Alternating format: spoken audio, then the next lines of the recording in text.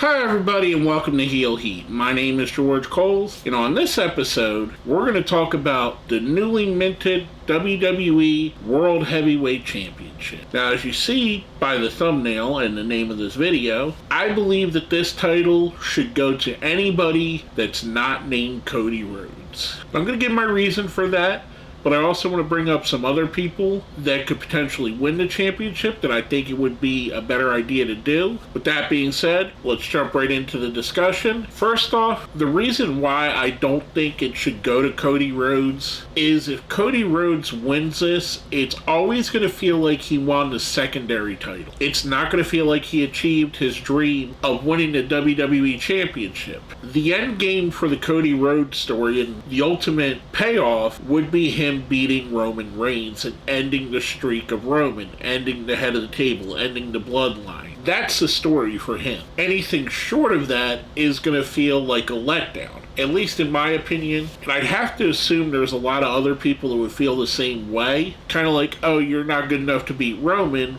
but here's this other belt you can win. If I were WWE, I would definitely draft Cody Rhodes to whatever roster they're going to put Roman Reigns on, because that is where they need to go with that. Now that we've got that out of the way, we covered why I don't think Cody should win this championship. Here's my idea for some of the people I think they should potentially go with and reasons to do so. First off, if you want to go with your biggest star power, if you're going to have Roman Reigns on one show, you're going to put Brock Lesnar on the other. If you could somehow convince Brock Lesnar to do a 3 or 4 month run where he's on TV at least once every couple weeks, I think this would be the easiest way to build credibility in this new championship. Put it on a guy like Brock, have someone built up to beat him, to win that championship back. In the WWE, in the history of the WWE, you'd be hard-pressed to find another athlete that was more credible than Brock Lesnar, kayfabe-wise or out of kayfabe-wise. I think his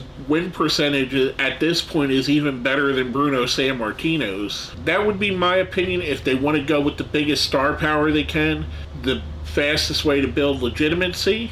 Now, our second option, if you wanted to give it to somebody that's going to be your workhorse, I'd go with Seth Rollins. Week in and week out, year in and year out, month in and month out, Seth shows up to work, and Seth puts on banger matches, whether it be a heel, whether it be a face. He's constantly reinventing himself and constantly keeping his gimmick fresh. He's your, how should I say, safe bet. You could put Seth Rollins as champion and he could defend it against anybody from Sheamus or Gunther down to Austin Theory, and it looks credible. He'd absolutely be a great first champion for this. He has history with this, so I think he'd be awesome for that. Now, if we want to go a different route, if they want to go a reclamation route, where they want to build up a guy who's been a champion previously and maybe has fallen out of favor, I think there's no better wrestler on their roster than Shinsuke Nakamura. We've seen some promos for Shinsuke's return, and he looks fantastic. It looks like they're building him up more serious again. Here's a guy who's pretty much won every championship they have to offer, yet still somehow feels like an also-ran in the company. And I know for the long run, a guy like Shinsuke Nakamura isn't going to be a long-term champion, mostly because of the language barrier. I mean, ultimately, we are talking about a company that runs 40-plus weeks out of the year in America, so you do want to have someone that can connect with the American audience. I do think, however, to put Shinsuke in this role, give him a 4 or 5 month reign as champion,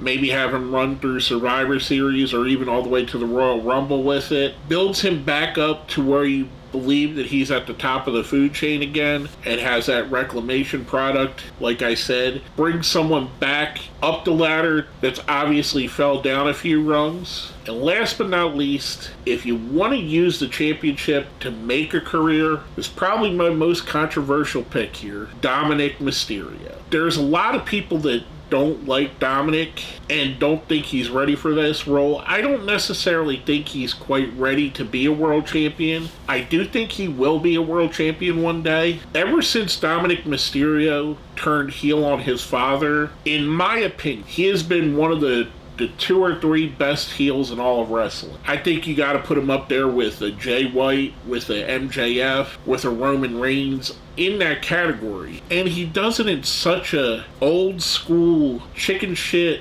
overly braggadocious way. Kind of like a Gino Hernandez or a Tully Blanchard were. The difference between those guys and Dominic Mysterio is Dominic hasn't had that top level run yet. I think he needs to have a mid-card title before you push him to this level. I absolutely would love to see him as a world champion at some point, whether it be the WWE Championship or the World Heavyweight Championship. I think he's going to get there, and I think he's one of those talents that when he first came in, I kind of didn't really care about him as the babyface. I didn't care about him as the son of Rey Mysterio. It was almost like that role of being the ultra white meat babyface was never going to be for him. He's always going to be compared to his father, whereas now you're more comparing him to a guy like Eddie Guerrero. He's stepped out of the shadow of Rey Mysterio Jr., who's one of the most legendary wrestlers in the last 30 years. And that's a huge shadow that he cast. Much like someone like Cody Rhodes stepped out of the Dusty Rhodes shadow, or Roman Reigns and his historic family, and he's stepped out of the shadow to make his own career, or Randy Orton in the same vein. I think Dominic Mysterio is well on that path to be one of those great second, third generation guys. I don't know if you'd consider a third generation go from the uncle to his father to him, but maybe you do. I think he'd be a perfect guy to build into this. And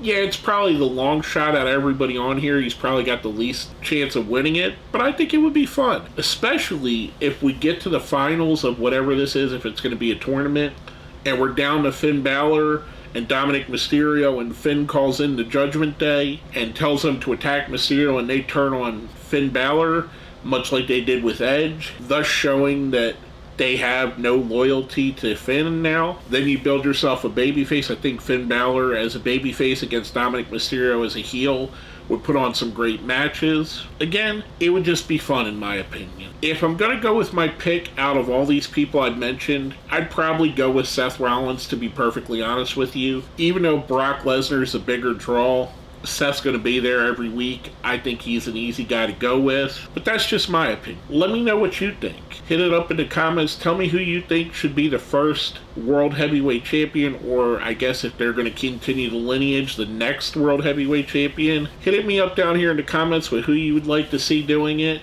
While you're there, smash that like button, share the video, subscribe if you haven't. And if you see that little thing there that says join, that's how you become a member. With all that being said, my name is George Coles, and this has been what I would do with the WWE World Heavyweight Champion.